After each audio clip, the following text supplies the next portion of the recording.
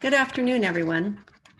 My name is Jennifer Martin, and I'm the Executive Director of the Center for Resource Solutions, a Bay Area nonprofit working to advance sustainable energy. Welcome to the webinar, Powering Resilient Schools, Incorporating Solar, Storage, and Microgrids into Educational Infrastructure. With over 1 million K-12 children in the Bay Area, public schools play a vital role in the fabric of our everyday life. However, power outages and other emergency events have become a disruption to schools, placing a strain on children and their families and our regional economy. Helping school districts become more power resilient with clean energy strengthens the foundation of a healthy and thriving Bay Area community. Today, we will explore the feasibility of on-site solar combined with battery storage and microgrid options and highlight additional revenue streams that can assist school districts with project economics. This workshop is hosted by the Resilient Schools Collaborative with support from the Bay Area Air Quality Management District. The presentations you will hear come from the Resilient School Collaborative's work with Oakland Unified School District and San Rafael City Schools over the past year. The Resilient Schools Collaborative is an initiative of ARC Alternatives, the Center for Resource Solutions, and KyotoUSA, with the mission of increasing public school knowledge of clean power resiliency options. Before we get started, a few logistical details. This webinar is being recorded and will be posted to the CRS website in a few days. If you have questions during the webinar, please type them into the Q&A box. We will answer questions after we've gotten through all the presentations. And all attendees are muted upon entry. If you need any assistance, please use the chat box. We have a very full agenda today. We're going to start out with some opening remarks from the Air District, followed by an introduction to the Resilient Schools Collaborative and the project that we'll be wrapping up and presenting during this webinar. We'll then transition to a presentation on microgrid options and the business case for implementation. And then we'll transition to talking about the role of RECs in these projects, talking through claims and some opportunities to monetize RECs that might help with project finance. We'll then have a presentation on implementation and financing strategy, and then follow that with a Q&A session with the 2 school districts to talk to them a little bit more about how these concepts are applied in their own districts. We'll wrap up with a brief presentation from SEI, putting forward some resources they have to help schools with project support. And then at the end, we'll have some time for Q&A. With that, I'd like to welcome on our first speaker, Abby Young from the Air District.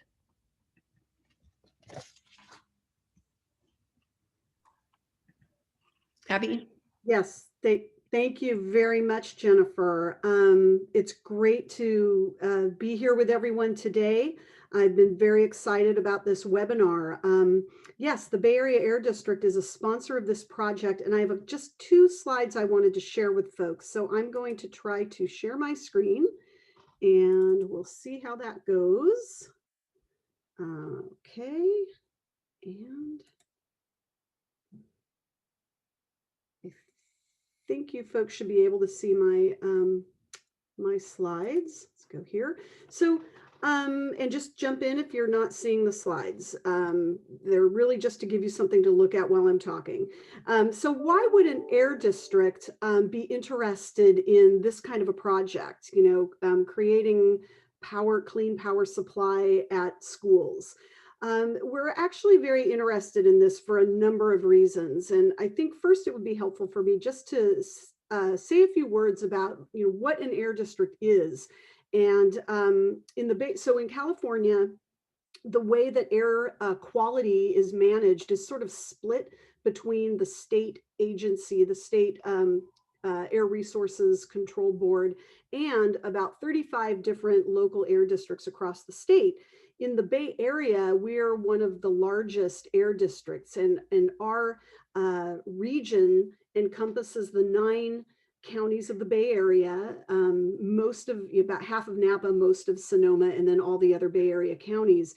And we're in charge of regulating air pollution from what we call stationary sources. So, factories, gas stations, down to coffee roasters and little, boilers and engines. And a lot of schools have backup generators, and some of them, even some older schools, even have older engines and boilers. So we do a lot of work with facilities like schools. We regulate air quality and provide financing and incentives for clean air alternatives throughout the region. Traditionally, we've really focused on sort of the what you traditionally think of when you think about air pollution, smog, ground level ozone, particulate matter. That was historically, over the last 50, 60 years, what we paid attention to and regulated. But over the past 10 to 15 years, as those issues become improved on a regional basis, we've been transitioning our focus sort of upwards and downwards. So upwards in the sense that we're focusing more on climate change and global warming and greenhouse gases. And then we're also focusing more downward to not so much the regional level, but more the community and neighborhood level. So we still have problems with smog and particulate matter, but it's very concentrated into certain parts of the Bay Area. And so those are the things that we're looking at today. And that's where this project comes in. This project really addresses both of those kind of upward looking and inward looking problems. So as we think about transitioning really all buildings to cleaner sources of energy, we want to give schools the resources, the information, and the ability to make that transition. And that's very important. Part of that is looking at how schools power themselves when the regular power goes down. So we want to give schools an option to dirty diesel-powered backup generation. So that's where, from our interest, where this project comes in. It's looking at how can we keep schools running? How can we power them in a way that won't cause adverse health impacts to the surrounding community and to the student and school community? And how can we help schools be part of this acceleration to a switch to clean power? So that's where the Air District's interest comes in. And now I'm going to hand it back to the experts so we can all learn about this great project. All right, thanks very much, Abby, for that introduction and for the Air District's support of this project. Now I'd like to turn it over to Tom Kelly, who's going to give more of an introduction to the Resilient Schools Collaborative and also the goals of our overall project that we've been engaged on over the past year. Thank you, Jennifer. We'd also like to thank Abby and the Air District for making this project possible. Without their support, the Resilient Schools Collaborative may have simply remained a good but unfulfilled idea. As Jennifer stated in her opening comments, the Resilient Schools Collaborative was established to help Bay Area school districts get a better understanding of what is possible when it comes to establishing resilient schools, what the basic technical barriers are that make resiliency challenging, how to pay for resilient schools, and what funding streams might be available to mitigate the cost. Unlike the process to acquire and install a solar system, resiliency solutions, and by that I mean solar, batteries, and a microgrid, are evolving. There are a number of issues that are being addressed to make resiliency easier to achieve.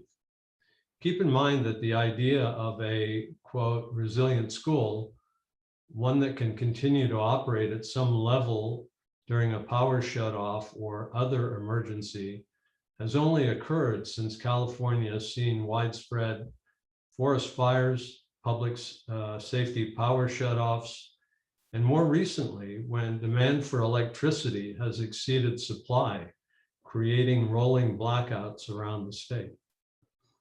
Regulatory changes at the California Public Utilities Commission are underway, which lift or modify restrictions on how a single or community microgrid is enabled. New rate tariffs are being designed. Software advancements that allow microgrid elements to work together and to interact safely with the larger grid are evolving.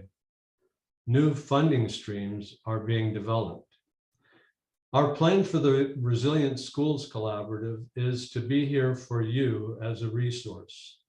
We'd like to be able to provide you with unbiased information about all the elements that go into creating a resilient school, so that when you decide to go into the market to create resiliency in your school district, you do so with a clear understanding of what is involved, so that you will be able to make informed decisions that benefit your school district, your students, your community, as well as the project developer. To that end, RSC has assembled a team of experts who will be discussing some of our preliminary findings with you. Please keep in mind that this is all a work in progress and that we do not yet have all the answers. We invite you to stay in contact with RSC, and we will do our best to keep you updated. I'm going to ask the speakers to, each of them to introduce themselves, but before I do, I'd like to put up a slide with the names and the affiliations, as well as a list of those people and organizations that have donated so generously of their time to help inform this study.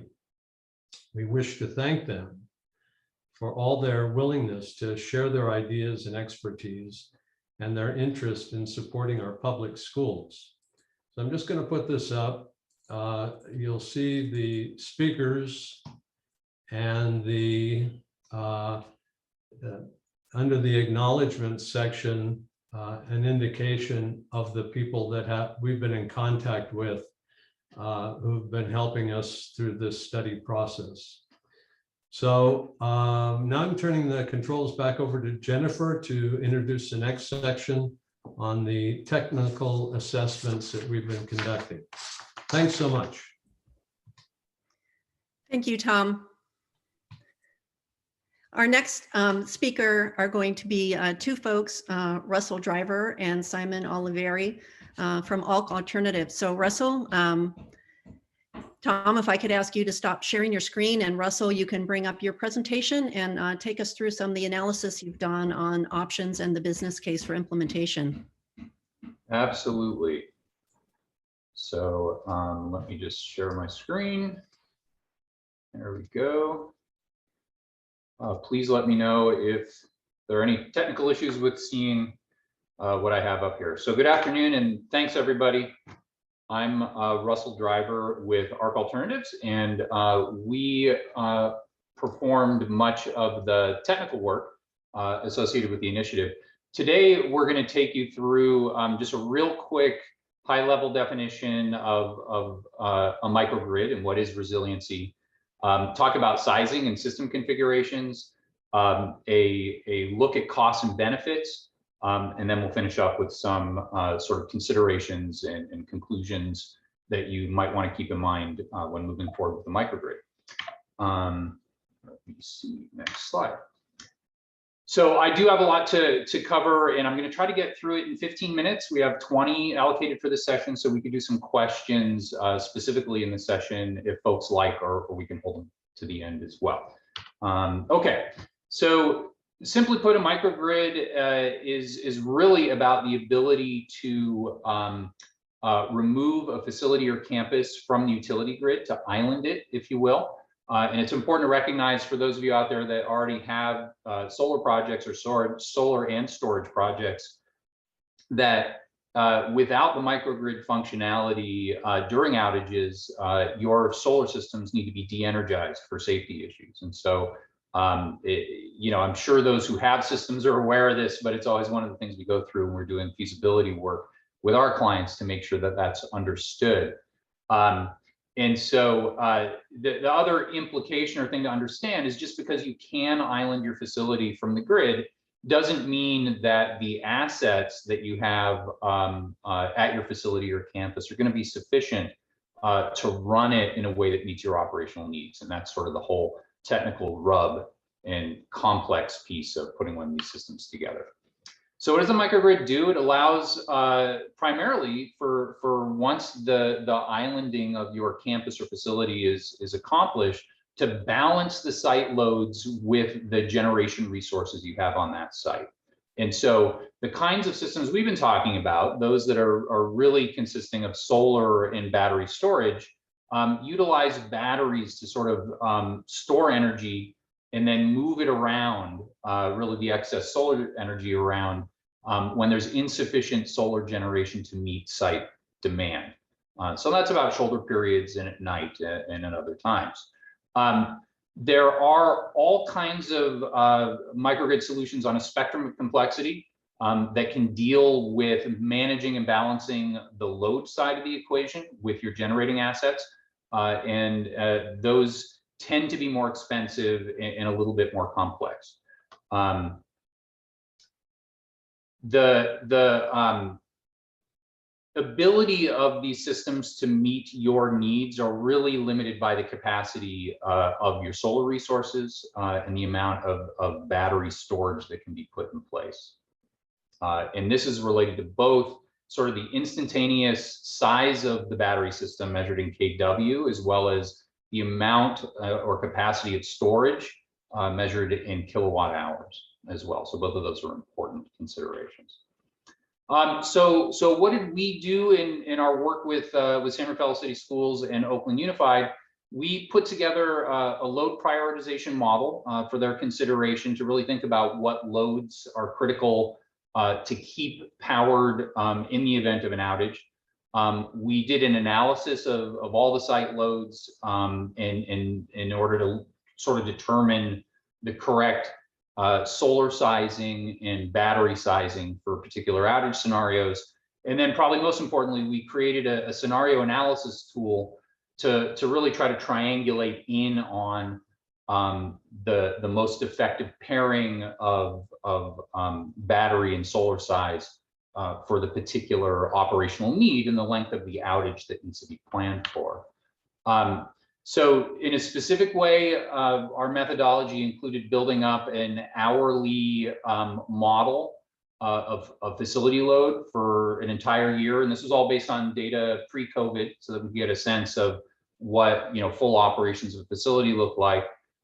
We layered in an appropriately sized solar system, to offset as much of the load as possible. And this is sort of the same analysis you would do irrespective of whether or not there was battery storage or a resiliency project going in. And then we layered in there the right size battery in terms of kW, that instantaneous sizing, to meet what that load profile looked like that we were planning for. And then we moved into the hourly modeling, the scenario modeling that we did. And so we have a tool then that where we define a discrete scenario, which is a combination of battery size and outage duration that we're trying to plan for, and then simulate outages starting at every hour for the entire year, and then determine based on the load analysis of the site that we've done before, how many failure events we have. And those failure events would be events where the battery system, the microgrid system, was unable to keep the load covered for the full duration of the outage. And so what you see on the left is sort of this heat map that shows where for a specific scenario, and this was a 72-hour outage with a 6-hour battery.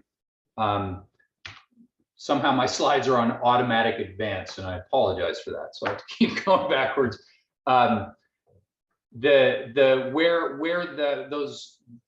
That combination of battery and solar are working flawlessly, and where they're running into troubles. And not surprisingly, what you see on the left is a lot more red in those part of the years where the solar resource is harder to come by. And so then what we do on the right, you can see how this one scenario on the left that we ran plugs into the matrix on the right, and it represents one of those cells in that matrix. And so we perform this for a series of sort of loads that we're trying to cover at the facility.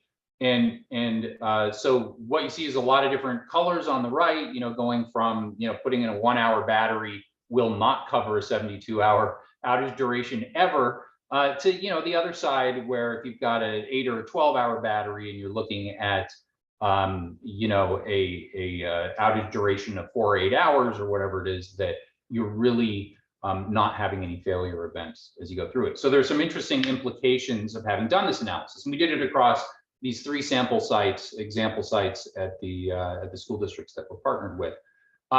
And so I think there's some really good news in the right side of that matrix that we looked at before, which is that resiliency solutions that are really dependent on solar and storage, staying clean, not having gas-fired generation, are certainly possible and very, very useful depending on how you define your resiliency need.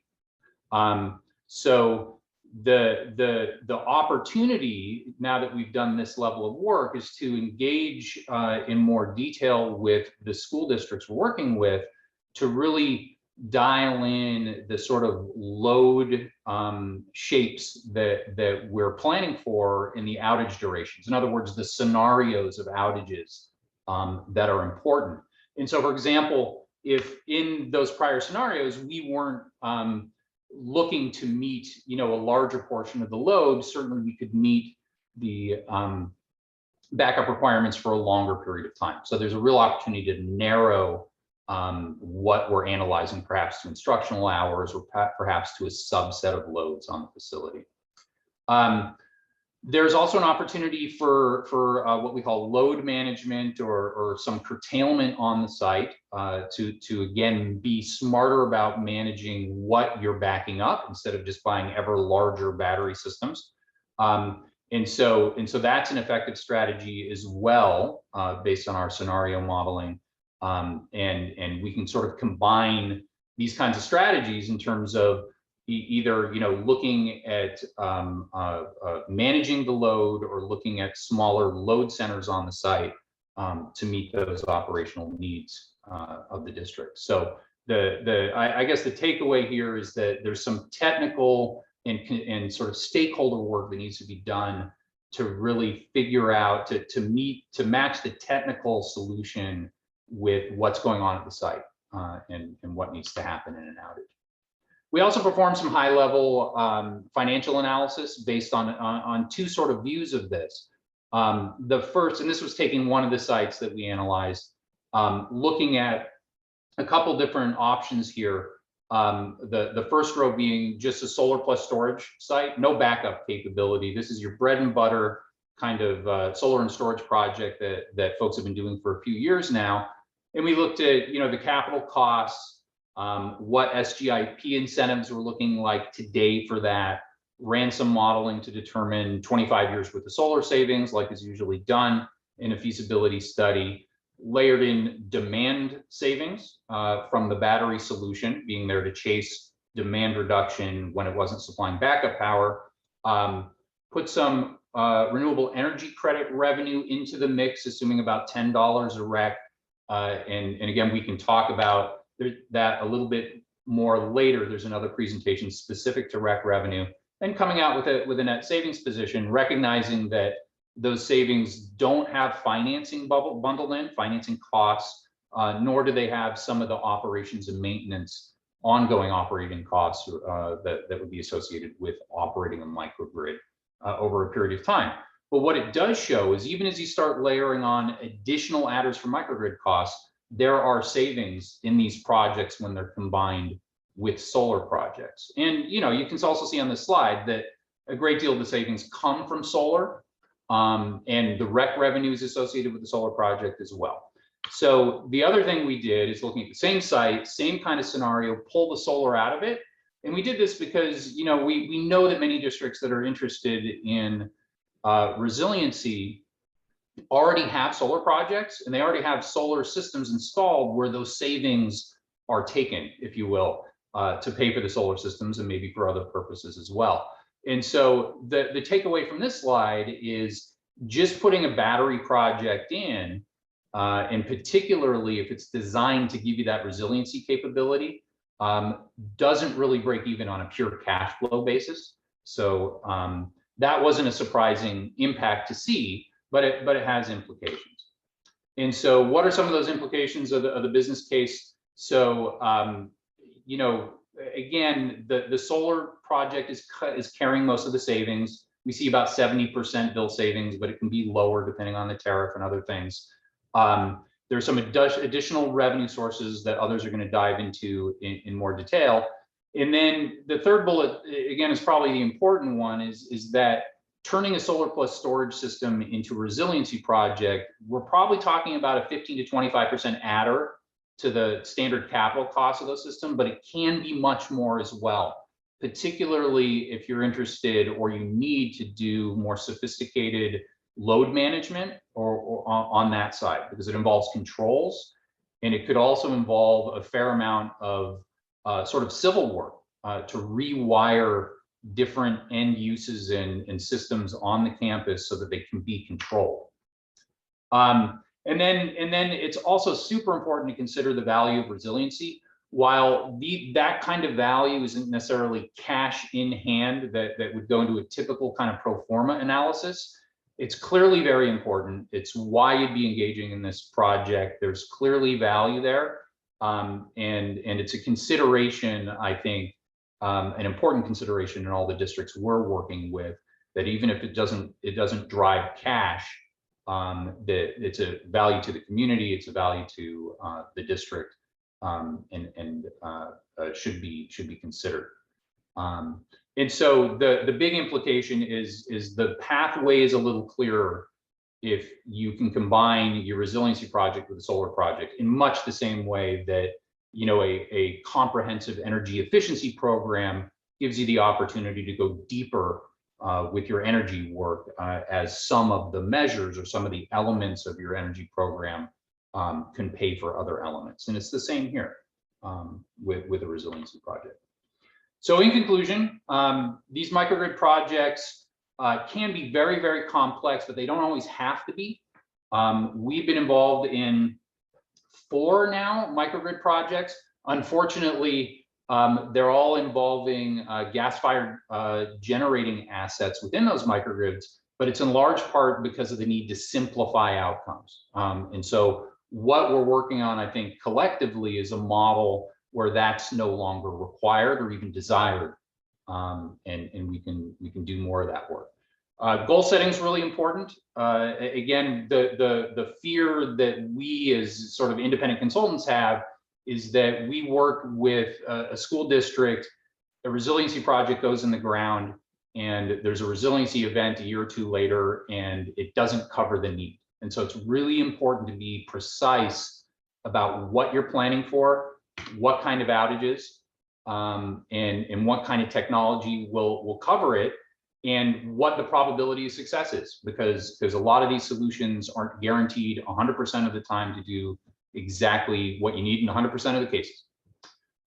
Site selection is really important. I won't dive too deep into this, but certainly on the storage side, a site's tariff and the size of the site are going to have a lot to do with whether or not you're going to drive any financial value from your storage asset. And what I mean by that is not all utility tariffs have sufficiently high demand charges. And then, you know, we are where we are with the industry. It's growing fast and evolving.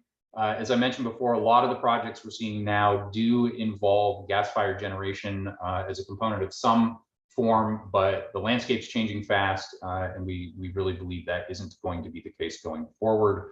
And then the last point I will make is, especially regarding our financial analysis, that was all done under current NEM policies. And as you all probably know, net energy metering is being reconsidered. They're going through a process at the CPUC to update it and adopt a 3.0 policy for NEM. And those benefits we were showing from the solar system could be significantly less depending on how that goes. Okay, prepared remarks all done. And I do see there are some questions, so I'm going to stop for the time being and see if we can answer some of the questions that have come in. Okay, I've got one from, should I just jump in and please let me know, Jennifer, if when we hit the end of the Q&A. Yep, go ahead. You can go ahead and I'll let you know when we're done. Okay. And the first question we had was, with school sites scattered around a city, how is a microgrid able to have generation capacity shared among the sites? That's a great question, and that's a very complex kind of project. That's more in the model of a community microgrid, and they are doing projects like that throughout the state. It was a bit beyond our scope and remit. We were really just looking at individual campuses and not how to sort of get out in front of the PG&E meter and do that between sites. I know Clean Coalition is an excellent resource on community microgrid. They're way out in front in a lot of that stuff, and so it might be useful to connect with them on that. But it's a different proposition, certainly, if you're trying to share power between different physical sites, and the further the way they are from each other physically, the harder that's going to be to manage. I got another question. Up to how many batteries are required to power a school district of 8,000 students? That's also a really good question, but too broad a question, I'm afraid. Part of what I hope you take away from our presentation is that the answers to those questions are very site specific, and they're very operationally specific as well. So it depends on what energy systems are on the site and what you need to be energized in order to keep that site open, and for whom you're keeping it open. So it really, I hate to dodge the question, but the answer to that question varies quite a bit depending on those kinds of answers. And so I'm afraid I can't be more specific about it.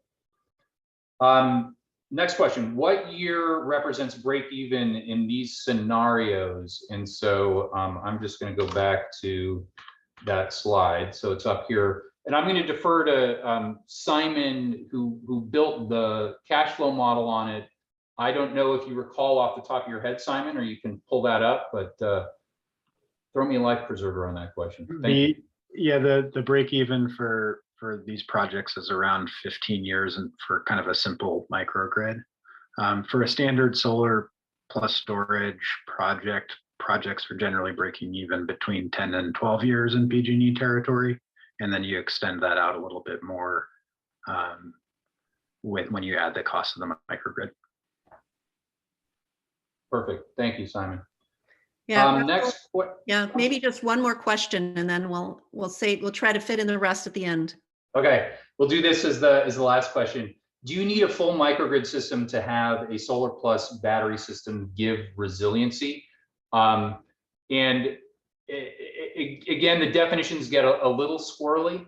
I would say no in terms of a full microgrid system if the definition of full microgrid system is one with a pretty sophisticated controls regime that allows you to manage all your loads. You can have fairly straightforward approaches to developing and implementing a microgrid, but it involves perhaps some physical limitations in terms of the load centers you're trying to support. So for example, you could build out a microgrid system that consisted of solar and batteries and a controller, but you're only energizing maybe a multi-purpose room that also operates as an emergency facility or a cooling facility in a power outage, and you're not addressing the entire school. And so that can be designed in a way where the separations are physical and you don't need a whole host of very expensive controls technologies to make that work. So hopefully that gets at answering your question. So, you know, again, unless you have the switching and the controller, the minimal number of those things to make it a microgrid, you're not going to get resiliency. You need the ability to get your campus or facility separated from the grid, and then a controller so that you can manage your generating and assets to balance with the load that's being served.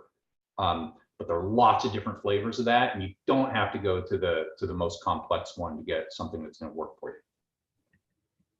Okay, we'll stop there. So All right. I'm going to stop sharing my screen, and I will send it back to Jennifer.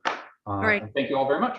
Yeah, thank you so much, Russell and Simon. I know there's a lot more questions that came in, so hopefully we'll have some time at the end to get back to those. But I'd like to transition now to our next presentation, which is going to be given by Lucas Grimes from the Center for Resource Solutions and Oren Cook from Apala Group, and they're going to talk about how RECs can fit into all of this. Okay, thank you, Jennifer. So I'm going to give you an overview of what RECs are and the claims they allow you to make. And then my colleague Oren will take you through their monetary value. Next slide, please. So what is a REC? A REC is a renewable energy credit, and it's a tradable environmental commodity, which serves as proof that 1 megawatt hour of electricity was generated and by a renewable energy resource such as solar or wind. So whoever owns the RECs has the legal authority to claim that they are using the generated renewable energy. So let's go ahead and look at the next slide for a helpful diagram that sort of illustrates REC ownership. So as you can see here, in this case, you have your generator, the school's rooftop solar, and they can report their renewable energy generation or their RECs to a tracking system. And this tracking system is the one used in California is Regis. So what these tracking systems do is they issue unique numbers for each megawatt hour registered, and they function as sort of a bank account that keeps track of one's renewable energy generation. So if the school is going to keep their RECs, as you see on the right, they actually don't need to register in the tracking system. The main purpose of these tracking systems is to allow the owner or the school to sell the RECs, which means that they're selling their ability to claim that they're using renewable energy. And let's go ahead and take a look at the next slide to move on and see what sort of ownership claims RECs allow schools to or school districts to make. So first, when installing a renewable energy generator, such as rooftop solar at a school, it's really important to read through the contracts that you have with the developer or your utility or any parties involved to determine who owns the RECs, who owns these attributes and has the legal right to make the claims that they're using solar generation. So establishing who owns these RECs, that's going to determine who can say they're using renewable energy and who has the right to potentially sell the RECs. So if the school district, for example, owns the RECs, they can make the following claims, such as we are using solar power, etc. But if the school does not own the RECs or they choose to sell their RECs, then they can only make claims such as we generate renewable energy, but we sell the RECs to others. So now that we have a high level understanding of what RECs are, I'm going to hand it over to Oren to talk about their monetary value. Great, thanks, Luke, much appreciated. And as Luke mentioned, my name is Oren Cook. I am the Managing Director of Apala Group, and we're going to explore a little bit the value of renewable energy certificates. So as was highlighted earlier in the presentation, we were trying to evaluate different revenue streams to assist schools with resiliency projects. But the REC is a revenue stream from typically renewable energy generation that would be likely solar on school campuses. And it can be monetized whether or not you move forward with a storage project. So this information is sort of applicable whether or not you move forward with or without a storage project as well. So in terms of the options for monetizing RECs, if you own the rights to the renewable energy certificates, you've taken the steps to register them in Regis, as highlighted by Luke, what can you do with them in terms of capturing their monetary value? So the first option, and I've simplified this significantly, but the first option is that a school district could sell their RECs to a REC broker. And a REC broker are simply intermediaries that are in the market. They source RECs from various different types of projects. They aggregate those RECs and then they sell them to REC buyers. I'll talk a little bit more about REC buyers in a second. So they are intermediaries, and if you would like to bypass the intermediary, then you might look at option 2, where the school district could sell the RECs directly to a REC user or a REC buyer. In terms of looking at selling your RECs to a REC broker, some of the research that we did turned up a few interesting findings related to the price. So REC brokers, as of Q1 2021, are looking at being able to offer to Bay Area school districts for example, RECs coming from solar systems, anywhere from about $5 to $13 per REC. And in scenarios in which the school is interested in a longer term contract, REC brokers can offer, for example, up to a 10-year contract to purchase the RECs from a system, and we would be looking at around $5 per REC for that long-term agreement. If the contracts are shortened, you can look at increasing the price of the RECs to anywhere from $8 to, as I mentioned, $13 on the high side.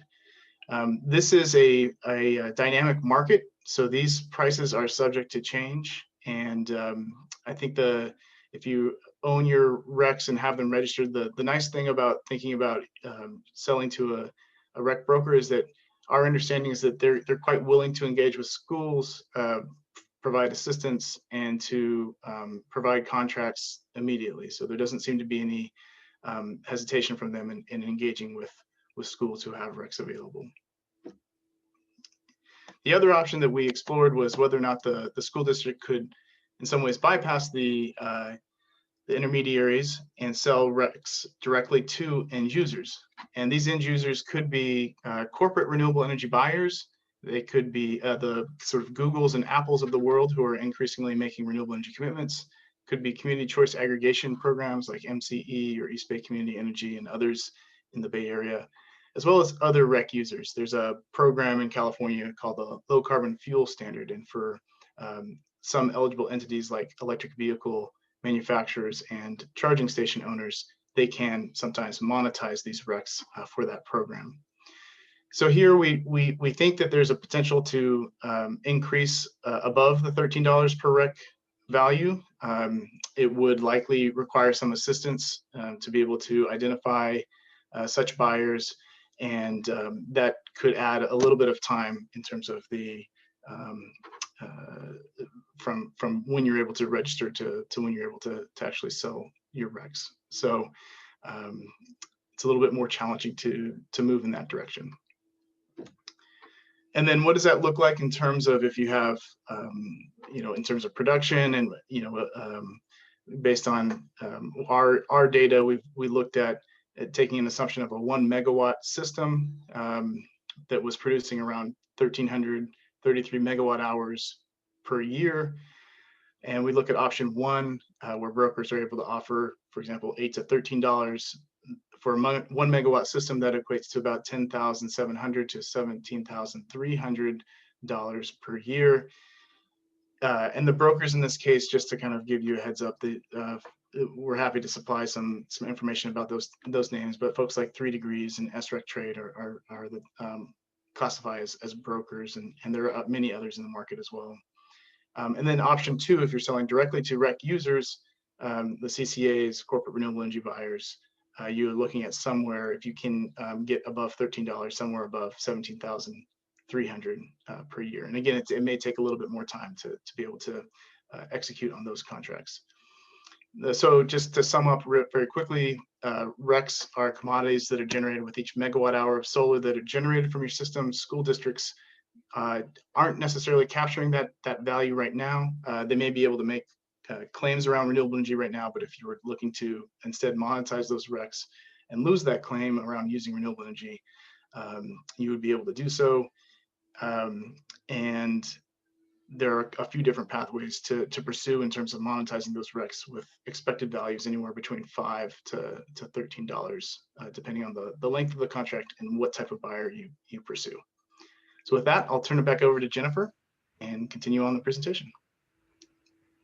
All right, thank you so much, Luke and Oren. We got a couple questions in, but we're running a little behind on time. So I'm gonna press on with the next presenters, and hopefully we'll have time at the end to get back to answer those few questions that came in about RECs and claims.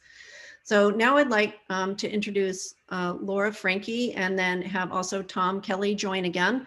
And they're going to run us through a little more thinking about how to implement and finance these systems. So Laura and Tom, please join. Thank you. And I'm going to go ahead and share my screen here.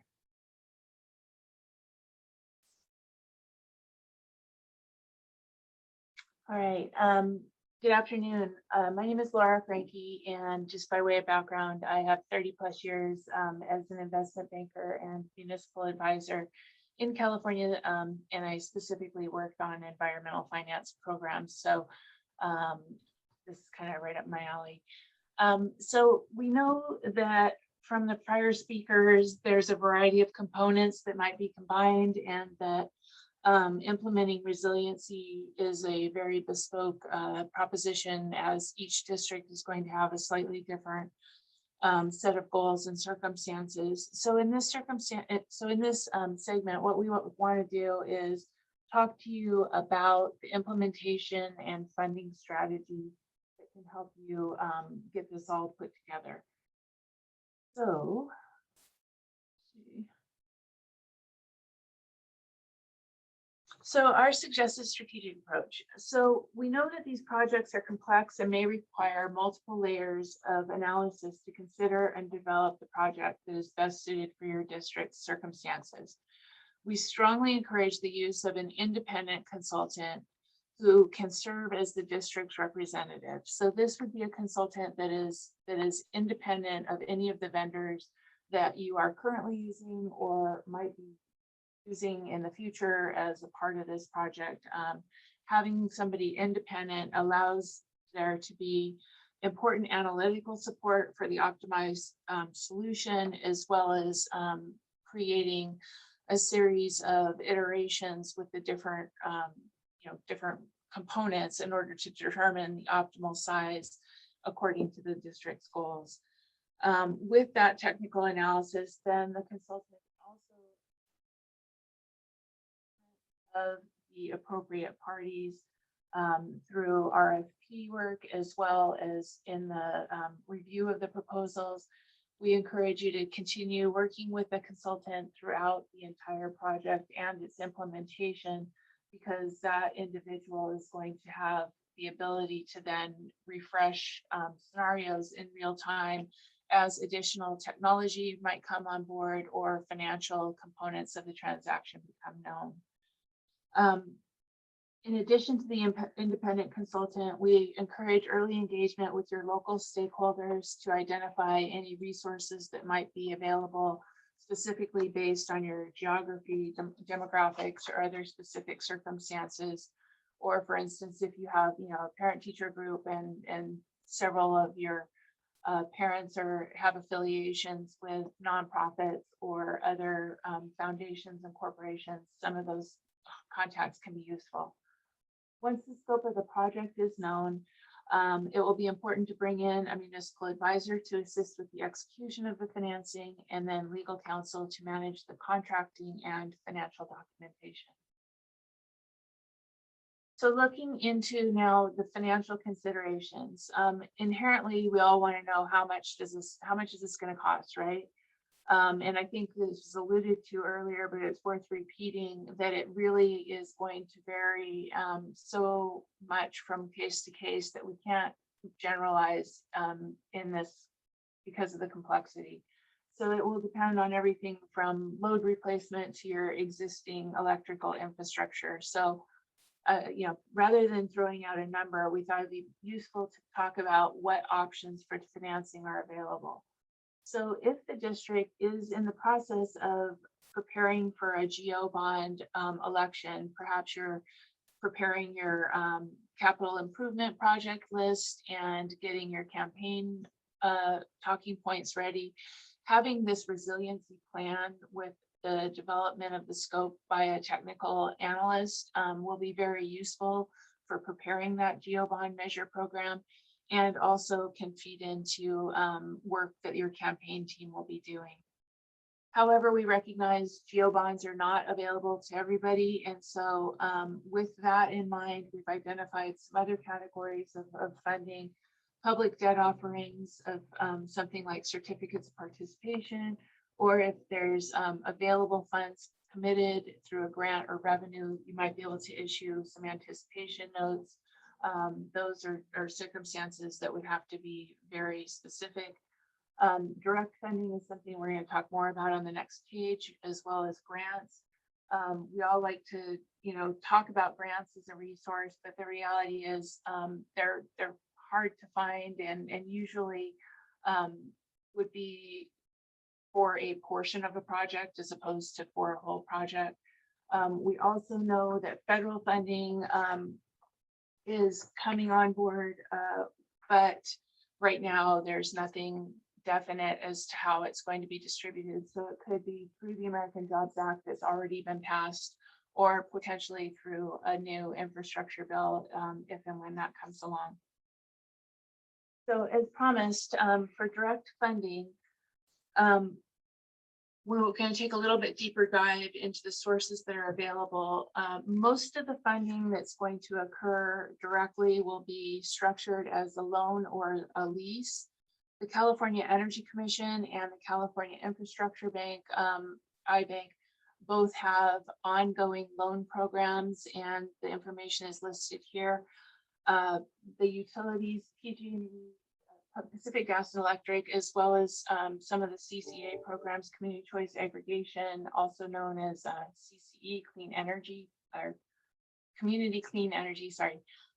These programs also have different programs that are in different stages of development and deployment. So keep an eye on those. And just as a spoiler alert, we're going to provide you with a matrix that will be available on the website, on an ongoing basis.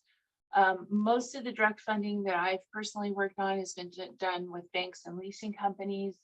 They have gotten very comfortable with renewable energy projects and are growing into batteries and microgrids as well. Many of them are already doing these types of projects, but working with a pretty secure way of getting funding at a reasonable cost. We mentioned grants. Obviously, OPSC, when funds are available at the state matching funds. We don't know at this time whether microgrids will be eligible for matching funds, but if and when we cross that path, we'll certainly find out.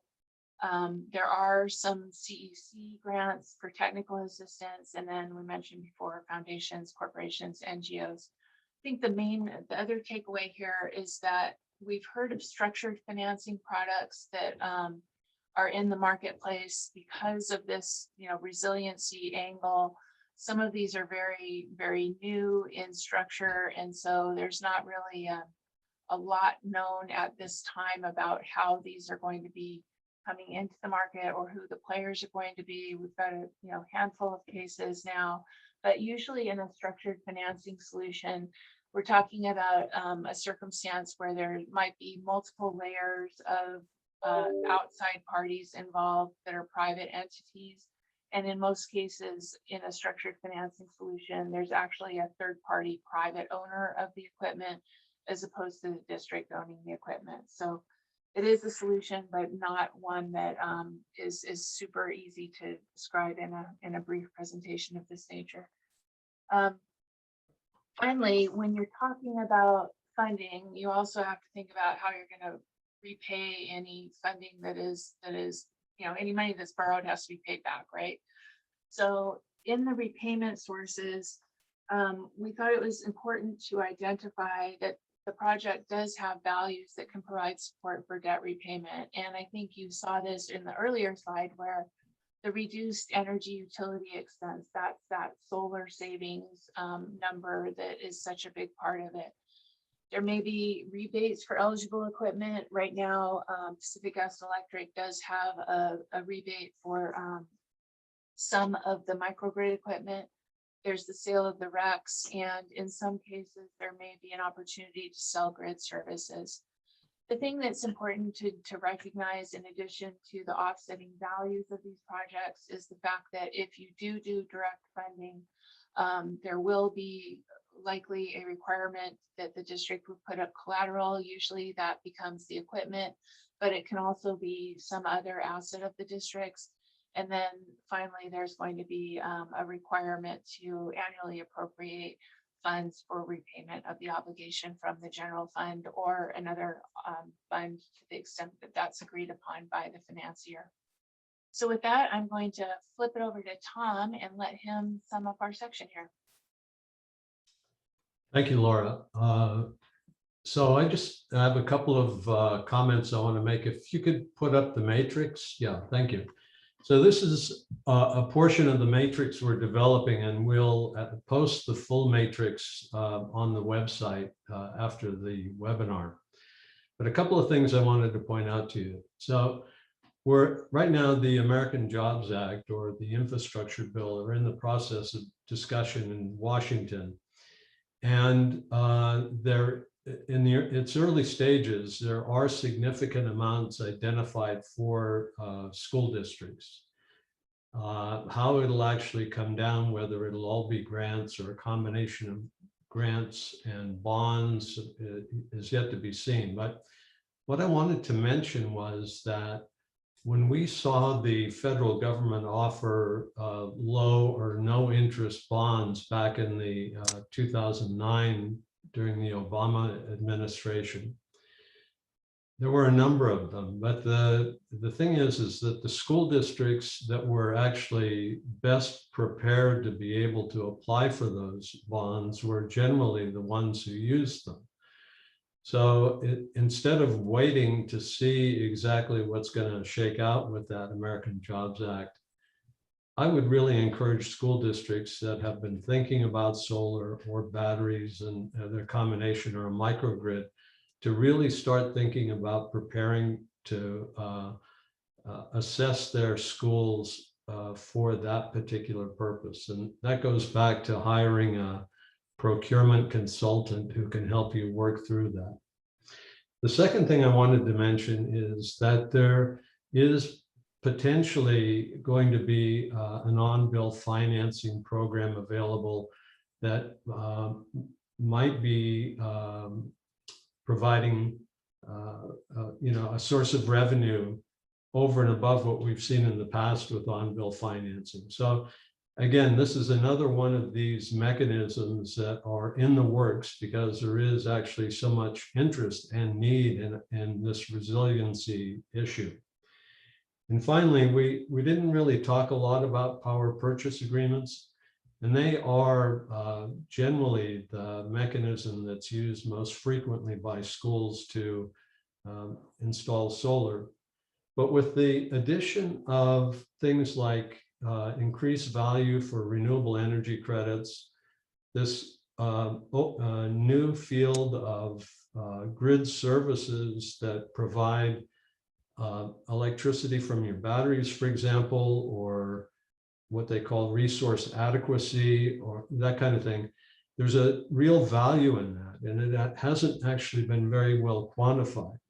So if if we're looking at power purchase agreements in the future, you've got to be working with someone who understands how to pull that value in so that your school district winds up getting the best deal they can possibly make.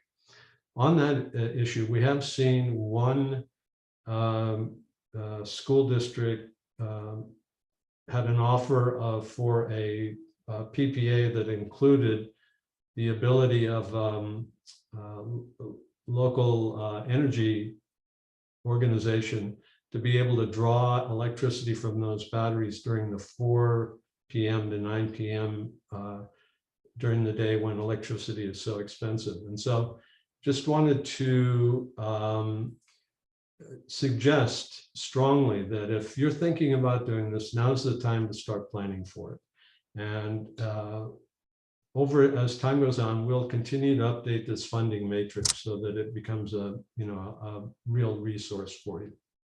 So thanks. And if there are questions, put them in the Q&A, and I guess we'll give it back to you, Jennifer. Thanks so much, Laura and Tom. A lot of information presented there. We do need to move on to our next section, though, to make sure we can get through our full agenda. So I'd like to invite Brendan, Bill, and Dan to join the meeting. Turn on your video and audio feed. We're going to be joined right now by representatives of the 2 school districts that we worked with during this project, and just talk to them a little bit about their perspectives on these challenges, and also what their districts have been doing and thinking about. So do we have Brendan, please, turn on your video, and also Bill and Dan.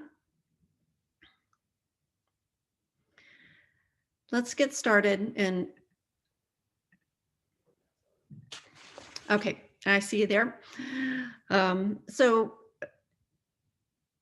maybe Brendan, I'll throw the first question to you, and just please start out by introducing yourself. And then the first question is, what's been your district's experience with, public safety power shutoffs or other problems with electricity service in your district? And is this part of your planning? How is it impacting you? Yeah, thank you, Jennifer, for the question, and welcome to everybody on the call. So my name is Brendan Havener-Doughton. I am the Energy and Sustainability Manager for the Oakland Unified School District. I'm in the Facilities Department, and happy to be with all of you today. With respect to the PSPS events, I think in 2019 we had a pretty severe impact.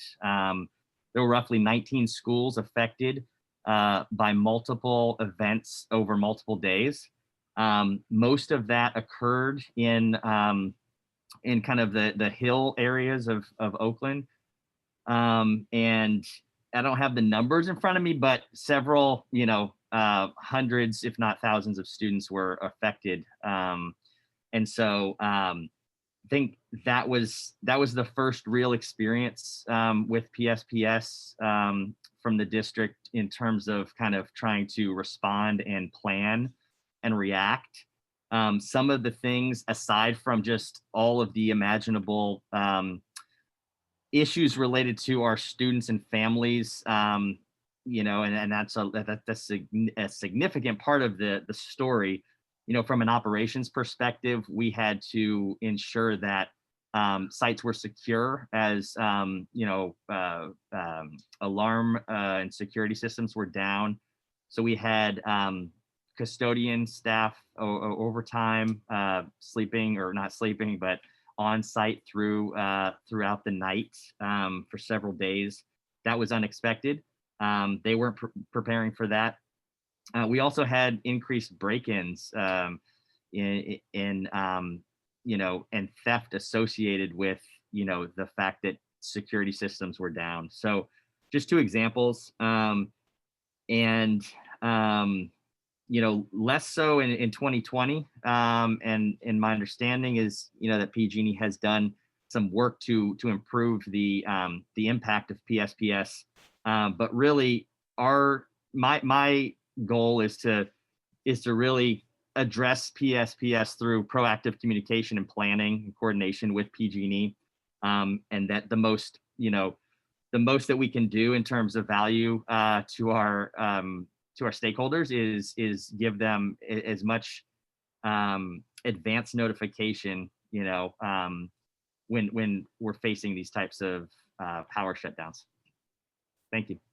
Yeah, thanks, Brendan. Dan, I think I'll turn to you now. If you could briefly introduce yourself, and also, turning back to the analysis that Russell was presenting about thinking about what functions you need to have up and running for your school when you have, if you want to be able to use your facilities. If you could comment on that a little bit, like what do you think about What are the essential functions? Maybe differentiate between elementary, middle, and high schools. Yeah, okay. Thank you, Jennifer. So I'm Dan Zeich. I'm the Senior Director of the Capital Improvements Program for San Rafael City Schools. And I also have with me here our very held highly esteemed consultant, Bill Savage, who works with K-12 schools.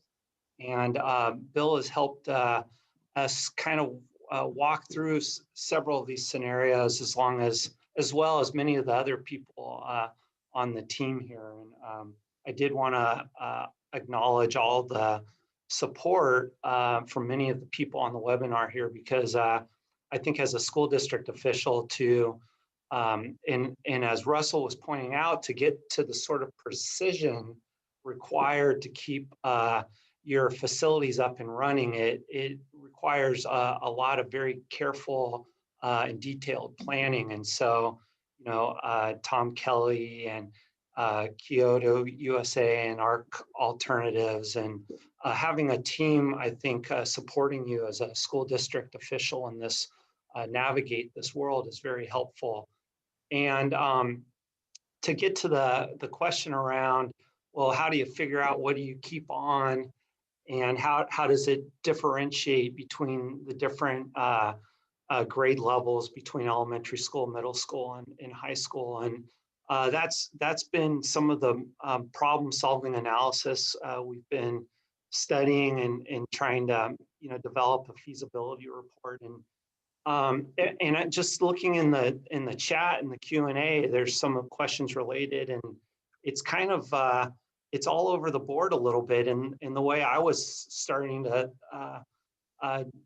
think about it to some degree is some of it really may be determined on your funding model, because and I'm going to mix up a couple things together, but I think of like you're going out for a school bond and the community supporting it, and then your school district or school site is then considered a refuge island, if you will, for the community in an emergency. I think the expectations around what is going to be required for that school site to keep their essential functions up is going to be very different. And then I would just also add my personal opinion, but especially for the elementary grades, if we're expected to keep the school functioning, and we're in a PSPS event, I think things like these days, the expectation that if we're going to keep kids at school, and we know schools are the safest place for kids to be, there's going to be some expectations around heating and ventilation and air conditioning and lights and power. And if you're serving food, if you're keeping kids at school, what does that look like in terms of refrigeration? So those are just a lot of the very specifics we've tried to work through on our search for feasibility with this project. Yeah. And I would just say at the high school, just to end real quickly, Jennifer, now that we've gone to a large degree of one-to-one computing, online learning for students, I think it's a very different model at the high school level. So, thank you. Yeah, thanks, Dan. Bill, I want to bring you into the discussion here. I mean, you've been working in this space for quite a while. I was wondering, what do you view as some of the challenges schools are facing in addressing resiliency? Well, I thank you, Jennifer. Thanks for letting me be a part of this panel. I do work at multiple school districts, and I have over the time frame. And I think that what I would say is the most important issue that I find is that school districts lack the internal capacity to be able to solve these issues without a lot of help and without a lot of additional resources, because Dan has a day job, and that's to modernize schools for kids and to carry out the bond program that the voters approved. And yet what Dan does as his side job is put together Just most recently, I'll give you the most recent example, and this applies to a lot of the cutting edge things that we're talking about. So Santa Fe City Schools under Dan's leadership just finished installing 122 EV charging stations at multiple sites throughout the district. And what he did that with the help of a lot of incredible people, some of whom are on this panel. But what it takes is beyond the additional human resources, if you will, it takes the funding resources. And I watched while he put together a package of maybe 6 or 7 grants and some bridge financing from one area and reimbursable stuff, and worked with PG&E, worked with all of the different vendors, put the projects out to bid, made them happen, and then did all the follow-up work, including getting to the point of registering the RECs that were available, or the credits under the under that program. So that's a cutting edge area that's similar to the resiliency question we're talking about here, and doing solar with microgrids and storage. And so I think it's additional resources that are independent, as you guys said in the beginning, independent resources, because what we find in school districts is that every vendor on earth is circling around with an ability to solve all of your problems for you at no cost. There's no cost. We'll take care of the whole thing. And many times there's some good stories. In fact, the story on the chat about Santa Barbara that was put up, I think that's really striking, is that there's an area we can go. But districts need to use independent firms like many of the firms that are engaged in this panel, and they need to get their analysis together before they step out into the marketplace. So those are my 2 cents or 3 cents for the day. Great. Thanks, Bill, for those comments. We just have a few minutes left here. I thought I'd turn back to you, Brendan. I mean, what's your district doing now, for backup and resiliency? Do you have diesel generators or batteries installed? And what are you thinking about for the future? Yeah, I think, we do have diesel generators at some of our school sites, although, to be honest, I don't think that we moved to fire those things up during the 2019 PSPS events.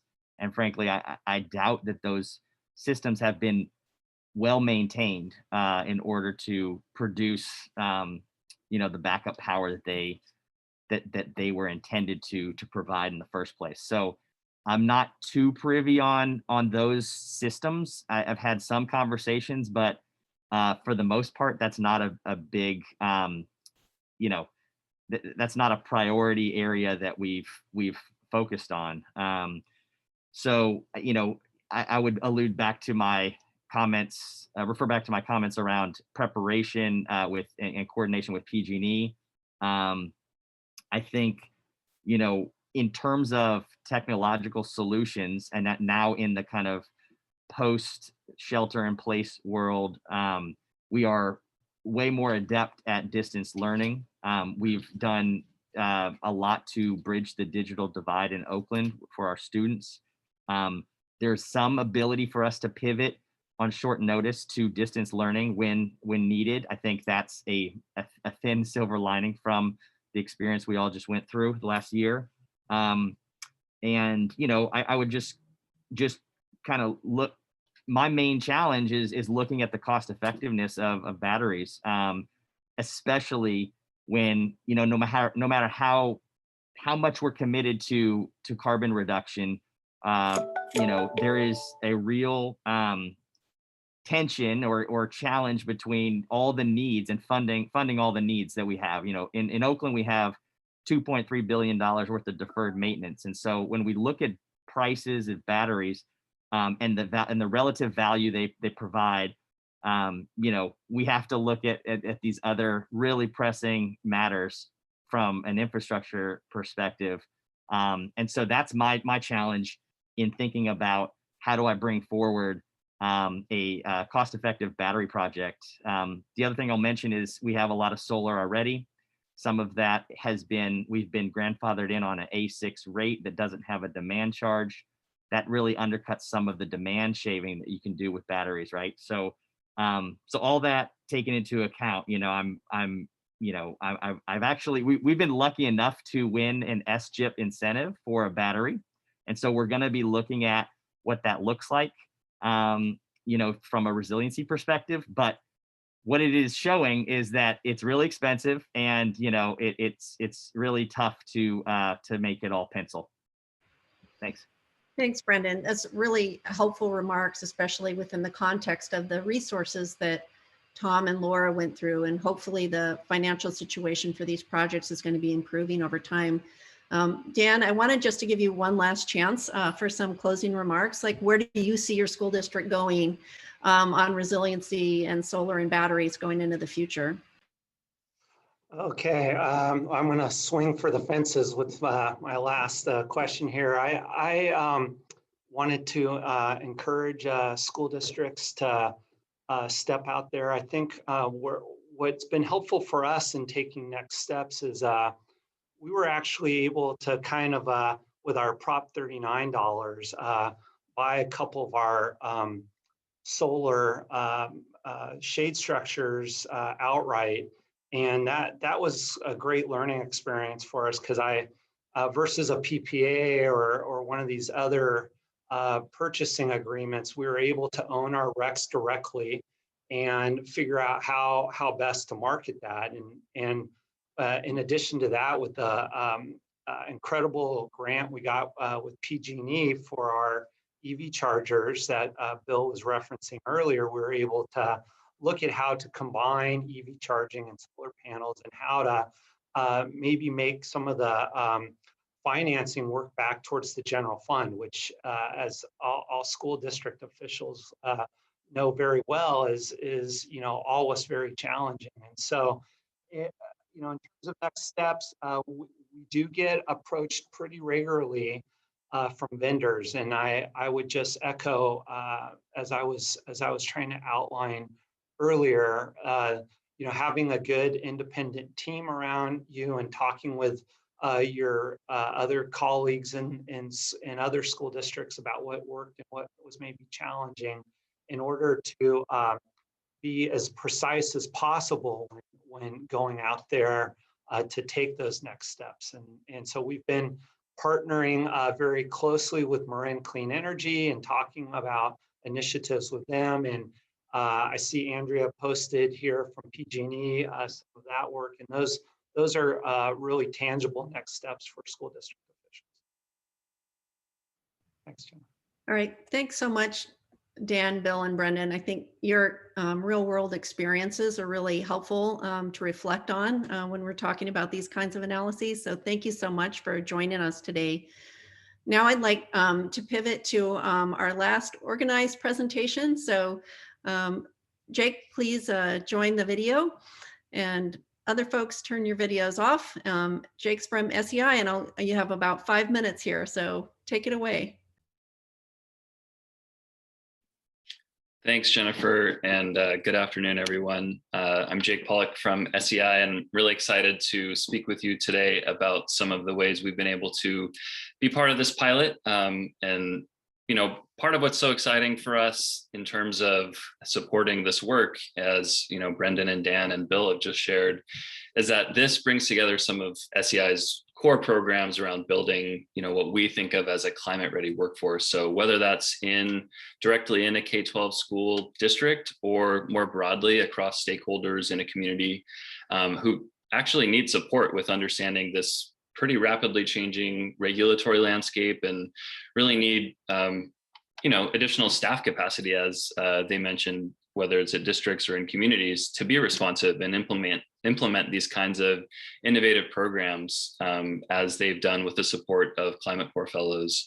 And so what I wanted to share first is just some background on SEI, in particular to call out kind of the unique span of our programs, and emphasize our commitment and expertise with career technical ed, and bringing this campus together as a living lab for students to learn from their site about resilience, about energy, as well as about climate impacts, which many of them have already experienced through wildfire events. And so that's really, for the last 20 years, SEI has partnered with schools, communities, and businesses as well to develop this pathway that you can see all the way from elementary school to early career. So our flagship programs that you can see really focus on educating and empowering students, as well as emerging professionals, to create thriving, resilient communities, as is the goal of this collaborative. So I just wanted to also back up and just mention, it was right before the PSPS events in 2019 that SEI was able to support a local community. So here in supported with Marin Community Foundation funds, we brought together key stakeholders to really kind of think through energy resilience, particularly in vulnerable communities as well, and how those impacts are unequally distributed. So we brought together elected officials, municipal partners, the CEC was there, a representative from there, as well as MCE and PG&E and other community-based organizations. And this working group helped us really think through, where those kind of key intervention points are, especially with schools and community resources that may be needed. So in particular, we were supporting with looking at a couple of topics, carbon-free alternatives to diesel generators, and really improved communications around these financial incentives and co-benefits that you've heard about this afternoon, that lead especially to job training and opportunities, to really galvanize a workforce who's ready to respond to this kind of work in the future as well, in the present and the future. So that was kind of one of our first introductions to this work, and an opportunity for us to then reinvigorate our programs and reframe them and provide opportunities for training for K-12 students, as well as early career folks, such as Climate Corps fellows, who then need energy resilience as just kind of a baseline of knowledge, moving into the sustainability and climate field in particular. So just shifting now to the one program that I'm mentioning, where fellows have been able to support this work in the 2 school districts that you've heard from. Our award-winning fellowship program, it basically provides professional development opportunities in a bridge to career model, where they're able to implement sustainability and resilient projects like this program, with partners across different sectors. And so the host organizations receive the support of these qualified, passionate individuals who gain that real world experience over 10 months in, being able to do this analysis and support, getting research with RECs and figuring out, what districts actually need in terms of data, and tracking that down in particular.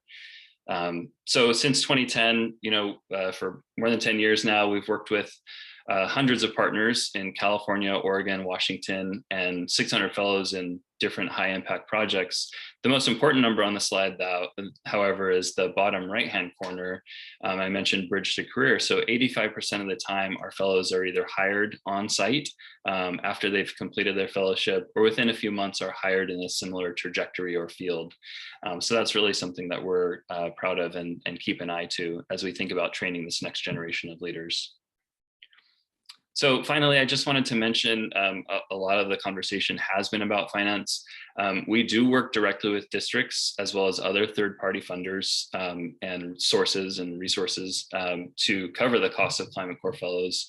This program in particular, and some of the fellows' work, was funded by campuses and California utility customers under the auspices of the CPUC, and administered by PG&E, and SEI is the program implementer. So I just want to thank our funders and our supporters in this work, and look forward to hearing from participants and others who may be interested in having building staff capacity with a Climate Corps fellow in these projects in particular.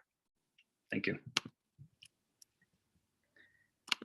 Thanks so much. It's always good to tie this into what education is all about, which is helping people develop, especially careers that are going to be key to us in reaching our climate goals. We do have a few minutes left here before we wrap up the webinar. Looks like a lot of the questions got answered in the Q&A through written form, but there were a few still hanging on. So I wanted to have our panelists available, and I'll start with this question, which I think is directed to Tom and Laura. There was a question about, are there resources, funding, other resources available for this from the state that are targeted towards certain locations or areas of need in the state, or is it all, equally available to all schools? Do you want to go, I Tom? think I think that generally what we're seeing these days is that a focus on the funding is going into highly impacted areas, either in terms of the economic impacts or impacts by some of the fires that have occurred in California. The matrix that we developed doesn't really get into the specifics of that, but my sense is, for example, the battery rebates from the self-generation incentive program, had 3 categories of rebate. The best of which included economically challenged communities, plus those that were in or near a fire zone. So one of the things that comes from that, though, that I think is important is this planning aspect. I know that a lot of those communities are under-resourced and have a great deal of difficulty in even pulling some of these responding to some of these opportunities that come up. And it's our hope here in our program that we're actually able to focus our efforts on assisting those school districts as well. Thanks, Tom. Laura, anything to add to that? No, I think Tom really covered it well. I'll stick with what he said. All right, thanks so much. Now I've got a question for Russell and Simon, a little bit more detail on your analysis. There was a question that came in that was asking about selling power back to the grid, and how did you look at that and value it in your analysis? Yeah, I think Simon might have done a response in the chat, and I don't want to contradict it if someone wants to pop on and summarize that. Yeah, that was asked both in the Q&A and I saw it in the chat as well. But for the whole group, that is included in the kind of standard solar plus storage analysis, both in the demand response savings and the solar savings. The question was specifically about arbitrage for battery, and while that is accounted for right now, the arbitrage opportunity isn't too great. Rates are changing to make it a little bit better, but it doesn't drive the savings of the project, but it is included.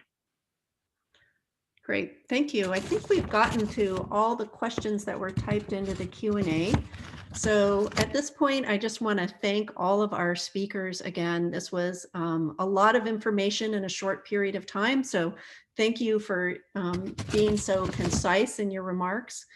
For those who are listening, you can stay in touch with the Resilient Schools Collaborative by joining our email list. If you go to the Center for Resource Solutions website, resourcesolutions.org, and click on the Resilient Schools Collaborative program, you'll be able to join the mailing list. I do want to extend thanks again to Abby Young and the Air District for supporting this work. Without their support, we wouldn't have been able to put on this webinar or do all the analysis and coordination that led up to it. Just as a reminder, this webinar has been recorded and we're posting it again on that same website for the Resilient Schools Collaborative within a few days. And we'll also be sending all the attendees an email to let you know when it's posted and with a link to the recording. So thank you all for joining us, and good afternoon, everyone.